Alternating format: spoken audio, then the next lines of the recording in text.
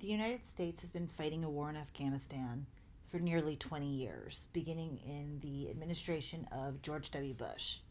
However, that war is only half as long as the war that we've been fighting against drugs. The war on drugs is the single longest war we've fought. So, what is the war on drugs? Well, it is a government led initiative to combat illegal drug use, its distribution, and its trafficking or trade, um, particularly by increasing and enforcing strict penalties for offenders. So, if you think about prohibition, likely this is the kind of picture that comes to your mind. You think about, the early 1900s prohibition against alcohol, right? During the time from what was 1920 to 1933, 33, right? When the United States outlawed alcohol. We can learn a lot about our current situation with drugs by simply looking back to prohibition. If you recall, or what little you might know about prohibition, this resulted in the growth of a rather large black market, or as it was known then, bootlegging of alcohol. Right? Well, we are amidst a prohibition as we speak as well. We don't call it prohibition, but that's what it is. We are currently amidst a time of prohibition of all illicit drugs. So this began in 1971, and we are still amongst it today. But the problem with outright prohibiting any form of substance is that it doesn't really go away, right? Just because you say you can't take this doesn't take away the demand, right? In particular for especially addictive substances. Um, all it essentially does is take the market from a controlled aspect of this economy and drives it underground, creating a demand for illicit drug runners or alcohol runners, as we saw back in the 1920s. This also results in an increased use of violence because people can't turn to the police or turn to the courts to help them settle disputes. Instead, it's they handle it themselves. Also, this increases the likelihood of overdose because it often reduces the quality of substances that are being moved around, right? Because there's no regulation checking in on the quality of the substance, right? Bootleggers, in particular, you may have heard of moonshine, right? There's a television show called Moonshiners, I mean, and it's all about these guys that live in the country, right? And they brew their own alcohol, and their alcohol is considerably stronger than if you were to go down to the store and buy some vodka, okay? Because they don't have any regulations over their production. And finally, prohibition, if nothing else, simply creates a spot for cartels to come in because it says, hey, look, here is a need the people of America have. We want this substance. Just because the government says we can't have it doesn't mean that everybody that uses it is something like, oh, okay, yeah, I'll just walk away, right? Often that addiction is still there. So there had been a growing concern about drugs and drug addiction. And so what happened was, starting with Nixon in 1971, he declared that drug abuse was public enemy number one, and so began our war on drugs. So there's a few notable pieces of legislation, or as you can think about them, weapons that have been used by the government to try to fight this war. So the first most notable piece of legislation is the Controlled Substance Act of 1970.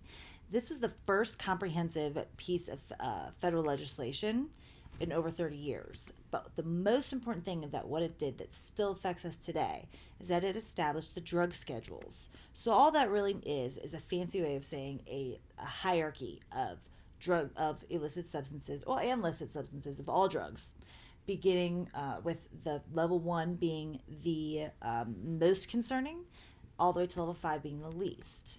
So how are drug schedules determined? Well, there's typically classified into 5 categories. And the CSA right here refers to the Controlled Substance Act. Okay, so what they look at is whether or not the substance has a high potential or high likelihood of abuse. They also then consider the accepted medical use as recognized in the United States, and then finally takes into account the likelihood of addiction. So this is what our schedules look like. Okay, this is a chart I made, and so there's many more substances that are not shown here, but I try to include the ones that you're probably going to be the most likely to recognize. So Schedule 1 includes substances like heroin, marijuana, mescaline, which is a hallucinogenic plant. Then there's ecstasy, rohypnol, which is roofies, LSD, which is acid, PCP, psilocybin, which is in mushrooms, quaaludes, which is a substance you don't really see around that much anymore. It was much more popular in the 80s and 90s. And then bath salts, which kind of had a rise a few years back, but had some very troubling side effects. So those are what are recognized as the most serious substances that have a high abusive potential and no accepted medical use. Now, why this is important is because when the federal government puts any substance on the Schedule 1, what that does is it bars researchers from obtaining money from the federal government to study these substances. So many of you might be wondering, why is marijuana up there with acid or roofies or heroin? Well, it was put there, back in the 70s and has been barred from federal funding for research since. So one thing you may not know is that all research done in the US, with a very few exceptions, have been funded by researchers themselves because they can't get funding from the government. So a few years later, there was a growing concern that sentencing was inconsistent. It was favoring certain types of offenders and resulting in desperate treatment. So in 1984, they established the Sentencing Reform Act as part of the Crime Control Act. And I would focus more on Sentencing Reform Act. That for us, that's more important. But it is part of the Crime Control Act, and its sole purpose was really to get at trying to be more consistent at the federal sentencing. Okay, so what they did was establish what are known as the federal sentencing guidelines. It basically is a chart. It looks very similar to this chart, only instead of the drugs that are listed here, it would say offense 1, offense 2, or like misdemeanor 1, misdemeanor 2, misdemeanor 3, and then it would say 0 or probation, then 0 to 3, 3 to 5, 5 to 7. So the judge would look at which one of these they fall into. They would look into what they fall over here, and then this would tell them exactly the sentencing they should give. The point here was to take away discretion from the judges, trying to make it so that people were being punished for their offense and not who they were or what they look like. So this, although it was, this has had some unintended consequences, this was built to try to get at some of the problems that were identified. Now, there's a few important terms that I want to just stop to make sure that we're all on the same page before we keep going. Okay, so the first is an important distinction between indeterminate and determinate sentencing. So beginning in the 1970s, right, prior to the federal sentencing guidelines and the other subsequent reform, the courts and parole boards typically used indeterminate sentencing, meaning parole boards could release offenders from prison at any point. Prisoners didn't have to serve any set amount of their sentence. Okay, they just had to go start serving it, then the board could evaluate them and let them go at any point. This is in contrast to determinate sentencing, which is that offenders have to serve a specific amount of their prison term. So if you're sentenced to 7 to 10 years, you're serving 7 years. You might get out before 10, but you're serving that 7. Okay, the next is mandatory minimum sentences, and we're about to go into this a little more in detail, but this is the minimum sentence that a judge has to give an offender for whatever offense they committed. The sentencing guidelines we just touched on, but I wanted to include it here so that when you reviewed this nice little chart, you didn't review that as well. And then finally is truth in sentencing, which was enacted as part of the Crime Control Act, and it requires offenders to serve a specific amount of their prison sentence before they're eligible for parole. So it's truth in sentencing, right? You get what you get. My sister always tells her kid, you get what you get and don't throw your fit. It's the same concept, right? If you get that sentence, that's what you get. So mandatory minimum sentences is they require that a judge issues a sentence based on the charges that are brought by the prosecutor, and they they have limited wiggle room. More importantly, the judges, the prosecutors already have little wiggle room. Now the judges have none. Okay, as a result of mandatory minimum sentence, the judge could look at an offender and say, "I do not want to sentence you that. I do not think it is fair," but their hands are tied. So this further narrowed in those sentencing guidelines that were first established in the Sentencing Reform Act. Then this is perhaps the single most important piece of crime legislation that has occurred in the last 20, 30, maybe even 40 years, probably since the Controlled Substance Act. Okay, so the Violent Crime Control Act, this is also known as the 1994 Crime Bill. It's often just talked about as the Crime Bill.